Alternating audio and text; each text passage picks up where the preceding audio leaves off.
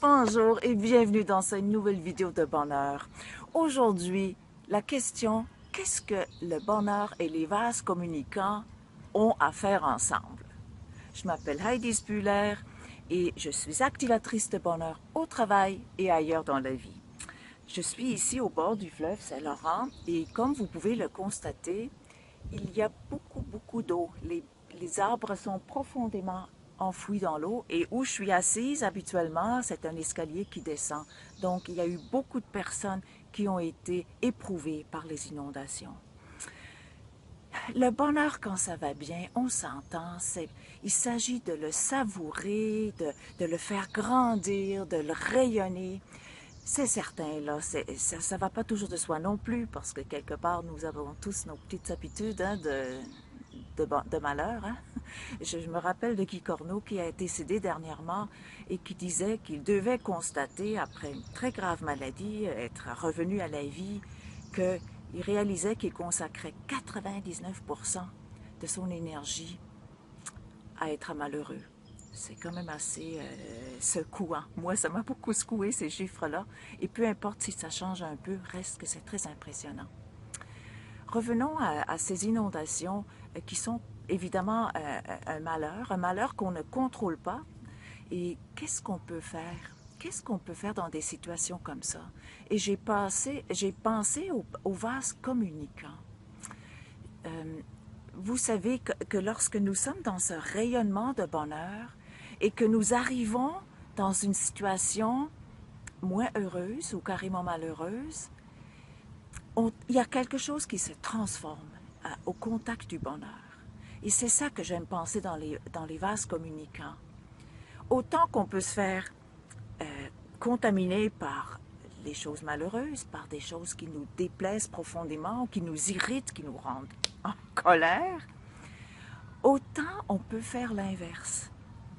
Alors moi, j'aime penser à Nelson Mandela qui a resté pendant 27 ans en prison. Et il a gardé cette vision de justice, de bonheur. Il a maintenu ça toutes ces années-là. Il ne savait pas s'il était pour s'en sortir. Il ne savait pas s'il était pour rester vivant. Alors moi, ça me fascine de garder sa vision. Et quand on est dans notre vision, c'est toujours une vision qui nous enthousiasme, qui nous donne de l'énergie. Et ça, c'est le bonheur. C'est du bonheur, ça aussi. Alors, c'est la force. Il y a une force immense dans cet espace-là. Et quand on vit des choses difficiles, comment on peut rester ancré sur quelque chose de riche, de joyeux, sans nier ce qui est là. Je ne suis pas du tout pour nier, faire à semblant que c'est pas là, mais moi je trouve que pour moi, et ce que j'observe, ça ne marche pas. C'est oui, ça c'est là, et oui, moi j'ai ma vision, et oui, j'ai encore mes mains, mes pieds, ma bouche, je peux faire des choses, je peux parler, je peux changer mes pensées, je peux changer mes mots quand je parle d'une situation. Alors, les vases communicants, ça va dans les deux sens. Et souvent, nous nous laissons contaminer par les médias, parce que nous sommes orientés quelque part sur les catastrophes, sur les malheurs, sur le danger. L'être humain a été formaté comme ça, c'était sa survie. Et aujourd'hui, où sommes-nous? Avons-nous besoin de donner le temps ou pouvons-nous maintenant faire des choix des choix de joie, de bien-être, peu importe qu'est-ce qui se passe autour. Et moi, c'est ça qui me fascine. Et moi, c'est à ça que je veux collaborer aussi. Vous, comme moi, vous avez une histoire, et dans votre histoire, il n'y a pas juste des volets heureux, c'est certain. Et maintenant, comment on peut faire en sorte d'embrasser ça avec amour? Le regard d'amour, je crois beaucoup à ça. Peu importe comment atroces ont été certaines expériences, mais un regard d'amour. Et ces grands inspirateurs comme Nelson Mandela et comme Gandhi, ils nous invitent à faire ça, à appliquer ça à beaucoup plus petite échelle dans notre vie. Et je pense à ces personnes, à cette expérience d'inondation. Il y a eu des témoignages formidables. Il y a eu des élans d'entraide, de soutien mutuel. Ça a stimulé quelque chose qui s'est beaucoup endormi dans notre société où chacun est pour soi puis pour son petit bonheur.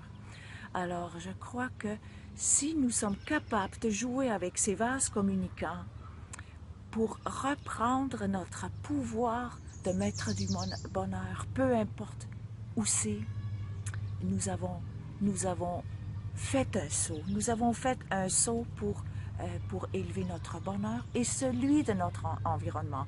Je crois aussi que ça commence à l'intérieur de soi, le bonheur. Moi, je crois que c'est intérieur avant d'être extérieur. Et ce ne sont pas les éléments extérieurs qui vont nous garantir le bonheur. Je crois que ça commence à l'intérieur de soi. Faire un espace au bonheur et faire grandir ça. Et au moment donné, c'est vraiment avec ça qu'on arrive devant les autres. Et c'est là qu'on peut leur apporter. On peut leur donner ça. C'est un don. Notre bonheur qui se traduit par l'écoute, par l'intérêt porté à l'autre, par peut-être l'entraide, par diverses façons. Le partage, beaucoup le partage. Alors, je crois que ça fait partie de notre rôle. Moi, quand je suis là-dedans, je suis heureuse. Et lorsque je réussis à jeter mon regard d'amour dans une situation qui ne l'est pas à prime abord, la situation se transforme. Et je peux vous dire, dans mes expériences de coaching, c'est beaucoup ça qui se passe. Parce que bon, il y a des conflits, il y a toutes sortes de choses.